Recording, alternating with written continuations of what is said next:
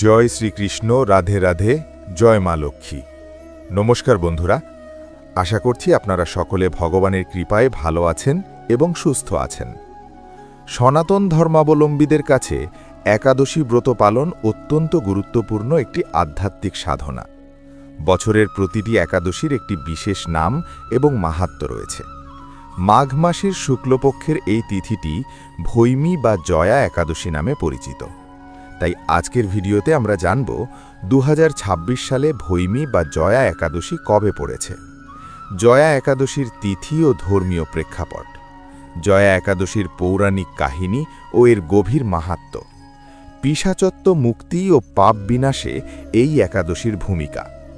জয়া একাদশীর দিন অবশ্যই পালনীয় 7টি বিশেষ কাজ, ব্রত পালনের সঠিক বিধি ও নিয়মাবলী, একাদশী পালনের পারণ ও সময়ের গুরুত্ব, আধ্যাত্মিক ও শারীরিক জীবনে একাদশীর প্রভাব।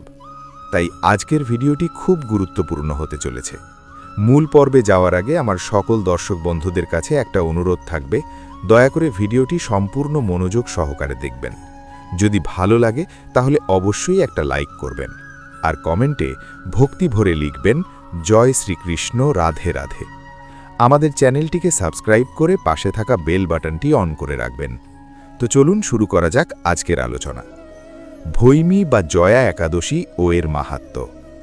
হিন্দু শাস্ত্র অনুসারে মাঘ মাসের শুক্লপক্ষের একাদশীকে জয়া একাদশী বা ভৈমী একাদশী বলা হয়। পদ্মপুরাণ ও ভবিষ্যৎ পুরাণে এই একাদশীর মহিমা অত্যন্ত চমৎকারভাবে বর্ণিত হয়েছে। এই একাদশী পালন করলে মানুষ অবলীলায় ব্রহ্মহত্যাজনিত পাপ থেকে মুক্তি পেতে পারে এবং ভূত, প্রেত বা পিশাচ যোনি থেকে মুক্তি লাভ করে।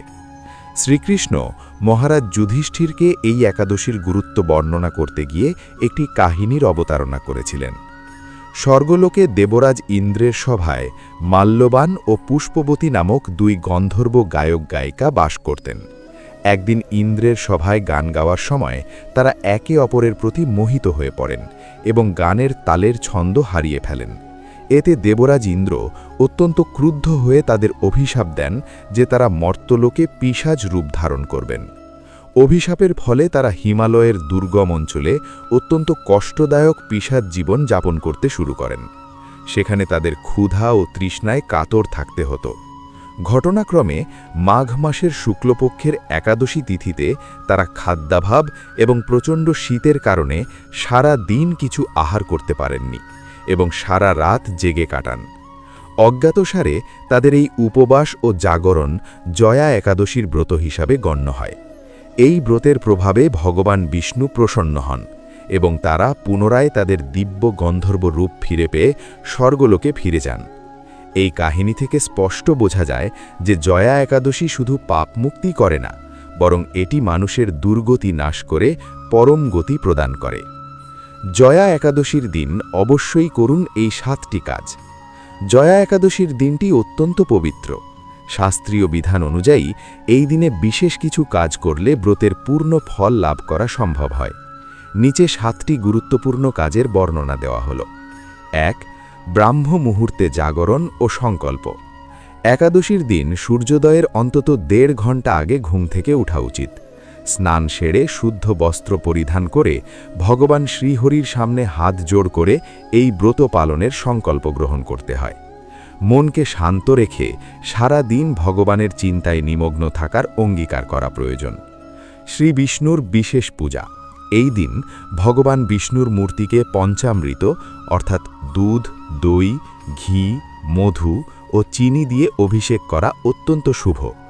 তুলসী পাতা ছাড়া বিষ্ণু পূজা অসম্পূর্ণ, তাই প্রচুর পরিমাণে তুলসী মঞ্জরি ও তুলসী দল অর্পণ করতে হবে। ধূপ, দীপ এবং চন্দন দিয়ে দেবতার আরতি করা এই দিনের অন্যতম প্রধান কর্তব্য। তুলসী দেবীর সেবা। একাদশীর দিন তুলসী বৃক্ষের বিশেষ যত্ন নিতে হয়। সন্ধ্যার সময় তুলসী তলায় ঘিয়ের প্রদীপ জ্বালিয়ে দিতে হবে এবং তুলসী দেবীকে প্রদক্ষিণ করতে হবে। তবে মনে রাখবেন, একাদশীর দিন তুলসী পাতা চয়ন করা নিষিদ্ধ, তাই আগের দিনই পাতা তুলে রাখা বিধেয়। হরিনাম সংকীর্তন ও শাস্ত্র পাঠ। জয়া একাদশীর মাহাত্ম্য শ্রবণ করা বা পাঠ করা শতযজ্ঞের ফল প্রদানের সমান। এই দিন ভগবদ গীতা পাঠ করা উচিত। বিশেষ করে ওং নমো ভগবতে বাসুদেবায় এই মন্ত্রটি সারাদিন জপ করা অত্যন্ত ফলপ্রসূ। 5. দান কার্য সম্পাদন। শাস্ত্রমতে একাদশীর দিন যোগ্য পাত্রে দান করলে তার অক্ষয় পুণ্য লাভ হয়। অন্ন, বস্ত্র বা সাধ্যমতো অর্থ অভাবী মানুষকে দান করা যেতে পারে। তবে ব্রত পালনকারী নিজে অন্নগ্রহণ না করলেও অন্যদের অন্নদান করতে পারেন। 6. রাত্রি জাগরণ। একাদশীর প্রকৃত ফল পাওয়া যায় যদি ব্রতকারী সারা রাত জেগে ভগবানের নাম গান করেন। ঘুমানোর ফলে ব্রতের পুণ্য হ্রাস পায় বলে মনে করা হয়, তাই ভজন কীর্তনের মাধ্যমে রাত অতিবাহিত করা শ্রেষ্ঠ। 7. আষ্টিক ও সাত্ত্বিক আচরণ। এই দিন কায় মন বাক্যে পবিত্র থাকা জরুরি। ক্রোধ ত্যাগ করা, পরনিন্দা না করা এবং মিথ্যা কথা বলা থেকে বিরত থাকতে হবে।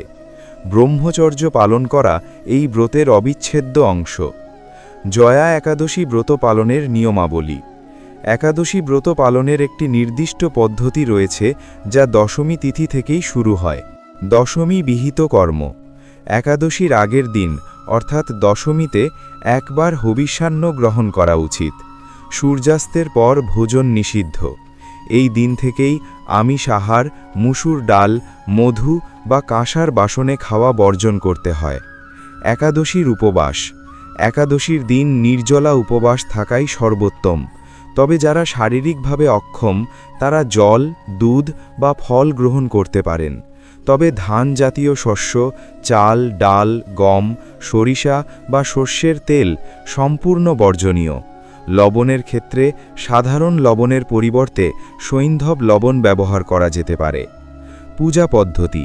ঠাকুর ঘরে একটি পরিষ্কার আসনে বসে উত্তর বা পূর্ব দিকে মুখ করে বিষ্ণু পূজা করুন। ফলমূল এবং নৈবেদ্য অর্পণ করুন। প্রদীপ জ্বালিয়ে ভক্তি ভরে প্রার্থনা করুন যেন মনের কলুষতা দূর হয়। পারণ বা ব্রত ভঙ্গ। দ্বাদশী তিথিতে নির্দিষ্ট সময়ের মধ্যে ব্রত ভাঙার পদ্ধতিকে পারণ বলা হয়। পঞ্জিকা দেখে সঠিক সময়ে হরিবাসর অতিক্রান্ত হওয়ার পর তুলসী জল বা প্রসাদ গ্রহণ করে ব্রত ভঙ্গ করতে হয়। সঠিক সময়ে পারণ না করলে একাদশীর ফল লাভ হয় না। একাদশী সংকল্প মন্ত্র। একাদশ্যাম নিরাহারঃ স্থিত্বা অহম অপরে হানি ভক্ষ্যামি পুণ্ডরিকাক্ষ শরণং মে ভব আচ্যুত। অনুবাদ: হে পুণ্ডরিকাক্ষ, হে অচ্যুত, আমি একাদশীতে উপবাসপূর্বক পরদিন আহার করব। আপনি মদীয় শরণস্থান হন। আপনি যদি নিষ্ঠার সঙ্গে এই ব্রত পালন করেন তবে আপনার জীবনের সুখ, সমৃদ্ধি ও আধ্যাত্মিক শান্তি নিশ্চিত হবে। পরিশেষে জয়া একাদশীর এই পবিত্র মাহাত্ম্য আপনার জীবনে শুভ ফল বয়ে আনুক। ভক্তি ভরে ভগবান বিষ্ণুর শরণাপন্ন হন এবং শাস্ত্রীয় নিয়ম মেনে ব্রত পালন করুন।